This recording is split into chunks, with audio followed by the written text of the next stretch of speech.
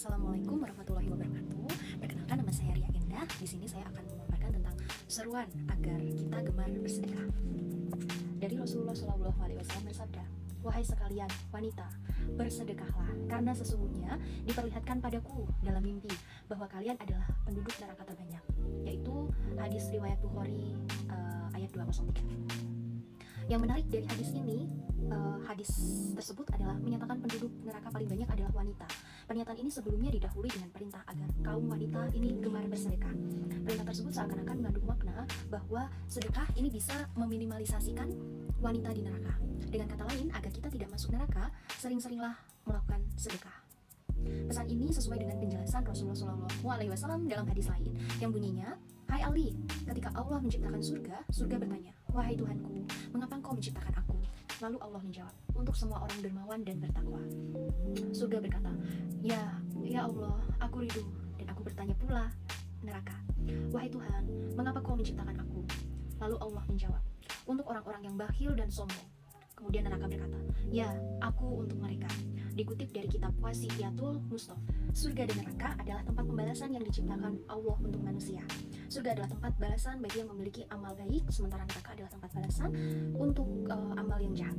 Sebagai tempat balasan bagi kebaikan, surga adalah tempat yang menyenangkan dengan segudang kenikmatan tiada tara. Sementara neraka sebagai tempat balasan jahat merupakan tempat penyiksaan yang tiada tara dahsyatnya. Nah, siapa sajakah yang kelak mendapatkan surga Allah dan siapa pula yang nanti mendapatkan azab pedih Allah di neraka? Sebenarnya sudah ada banyak ayat Al-Quran maupun hadis yang menjelaskan siapa saja mereka itu. Namun lewat sabdanya Rasulullah SAW menyampaikan keterangan kepada Ali bahwa sejak semula surga diciptakan sekaligus disediakan bagi orang-orang yang bertakwa dan dermawan, sedangkan neraka sejak semula disediakan dan dipersiapkan untuk menyiksa orang-orang yang bakhil dan sombong. Nah, berkaitan tentang masalah ini, ada baiknya kita simak sebuah kisah yang diriwayatkan oleh Aisyah, istri Nabi. Aisyah berkata, suatu saat datang seorang wanita kepada Nabi dengan keadaan tangan kanan lemas dan tidak bisa digerakkan. Kepada beliau, wanita itu berkata, "Ya Rasulullah, doakanlah agar tanganku ini dapat berfungsi lagi seperti semula." Nabi bertanya, "Ada apa dengan tanganmu? Mengapa bisa seperti itu?" Wanita tersebut kemudian bercerita, "Suatu malam, aku bermimpi seakan-akan hari kiamat datang. Waktu itu aku melihat api neraka jahanam berkobar begitu dahsyat. Namun betapa kagetnya aku ketika melihat neraka. Ternyata ibuku berada di tempat mengerikan itu. Aku melihat ibu berusaha menghindarkan diri dari semburan api dengan sepotong lemak dan sehelai kain yang dikipas-kipaskan untuk menangkiskan semburan kobaran api tersebut.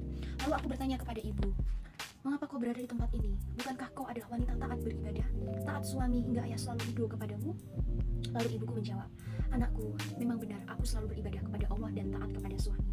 Tetapi sifat kikirlah yang memasukkan aku ke tempat ini. Sungguh aku heran, namun aku tahu masalahnya bahwa hal yang menyebabkan ibu terjerumus ke neraka adalah sifat kikirnya.' Lalu aku bertanya lagi, 'Bagaimana dengan sepotong daging dan sehelai kain itu, Bu?' Ibu menjawab, 'Hanya sepotong daging dan sehelai kain inilah yang dulu aku sempat sedekahkan di dunia.' Aku sadar bahwa hanya dua barang yang pernah disedekahkan ibu waktu saat di dunia, yaitu adalah hal yang memberikan pertolongan kepada ibu di neraka. Meski pertolongan itu tidak begitu berarti baginya, aku bertanya lagi kepada ibu, 'Lantas di manakah ayah?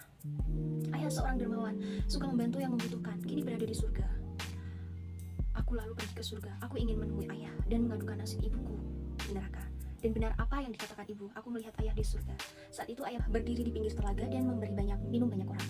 Lalu aku langsung menghampirinya dan berkata, 'Wahai ayah berada di sini dengan segala kenikmatan, sementara ibu mengalami penyiksaan di neraka.' Lalu ayah menjawab, 'Anakku, Allah melarang air telaga ini diminum oleh mereka yang bakhil dan pendosa.' Aku masih bersikeras memberikan pertolongan kepada ibu. Sungguh aku tidak kuasa menahan kesedihan jika teringat betapa sengsaranya ibu menerima azab di neraka. Maka aku terus memaksa ayah agar memberiku segelas air dari telaga tersebut. Ayah tetap menolak, tetapi aku tetap berupaya mendapatkan air hingga akhirnya usahaku berhasil. Segelas air dari telaga aku berikan kepada ibu. Tiba-tiba saja ada suara kutukan, 'Semoga tanganmu menjadi mati suri karena perbuatan itu.' Sungguh, saat aku terbangun, tiba-tiba mimpi itu menjadi kenyataan. Tanganku menjadi mati suri dan tidak bisa digerakkan lagi seperti semula." Kemudian Aisyah melanjutkan ceritanya kepada Rasulullah SAW. Mendengar cerita tersebut, beliau menaruh sebuah tongkat ke tangan wanita itu lalu berdoa, "Wahai Tuhan, dengan hak mimpi yang dikisahkan wanita ini, sembuhkanlah tangannya." Doa Nabi langsung dijawab Allah seketika itu. Maka dalam waktu singkat, tangan wanita tersebut sembuh dan bisa berfungsi seperti sedia kala. Dalam kisah ini, maka kita diingatkan untuk senantiasa saling menolong, senantiasa bersedekah, dan menghindari sifat kikir, bakhil, dan sombong. Sekian penjelasan dari saya. Terima kasih.